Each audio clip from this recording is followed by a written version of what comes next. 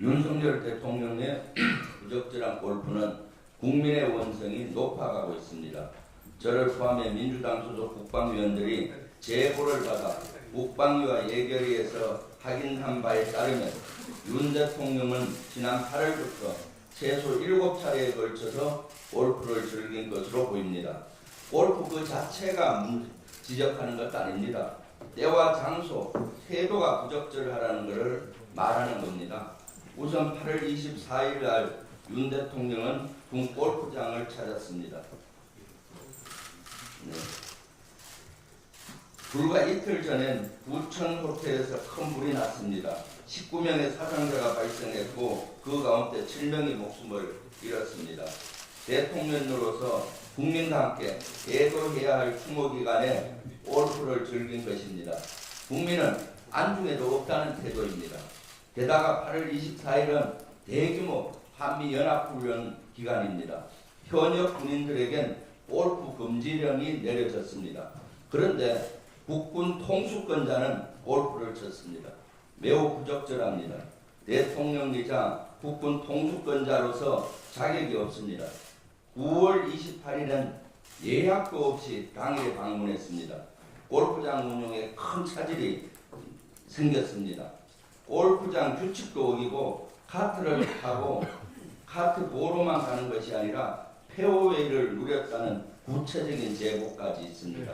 아랑무인격입니다.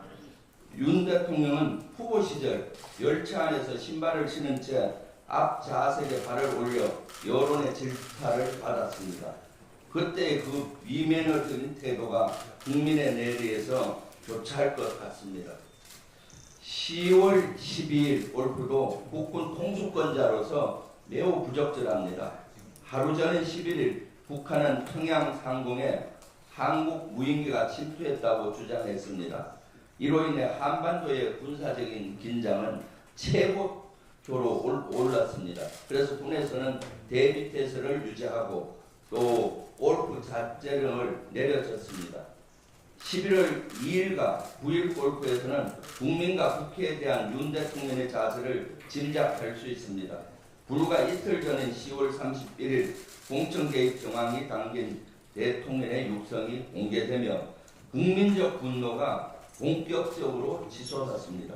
11월 4일은 국회를 무시하고 시정연설에 불참했고 7일은 대국민 담화를 통해 국민께 고개를 숙이며 사과의 뜻을 밝혔습니다. 그러나 이틀 후인 9일 윤 대통령은 또 골프를 즐겼습니다. 사과의 진정성을 의심할 수밖에 없는 행동입니다. 지난 8일엔 지지율 17%로 취임 후 최저치를 기록했고 지난 9일엔 도심에서 시국 집회까지 열렸습니다. 수많은 국민이 거리로 나와서 윤 대통령에 대한 탄핵을 외쳤습니다. 김건희 여사에 대한 특검을 촉구했습니다. 이러한 국민의 분노와 정의를 향한 간절한 외침엔 길을 막았습니다. 골프장에 울려 퍼지는 나이스샷이란 소리에만 길을 열었습니다. 대통령실은 지난 9일 윤 대통령의 골프 라운드 소식이 알려지자 이렇게 얘기합니다. 트럼프 당선인과의 골프 외교를 위해 8년 만에 골프채를 잡았다. 명백한 거짓말입니다. 그러니까 또 별명을 미국 대통령은 매주 하는데 우리 대통령은 몇 번 치는 게 뭐 문제냐.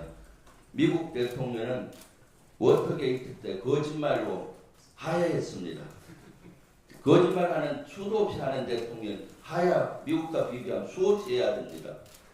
윤석열 정권은 이 와중에도 반성하기는커녕 제보자 색출의 혈안입니다. 경찰 광역수사대가 영장 없이 골프장 관계자들의 신상 정보를 가져갔다고 합니다. 민간인 사찰 아닙니까?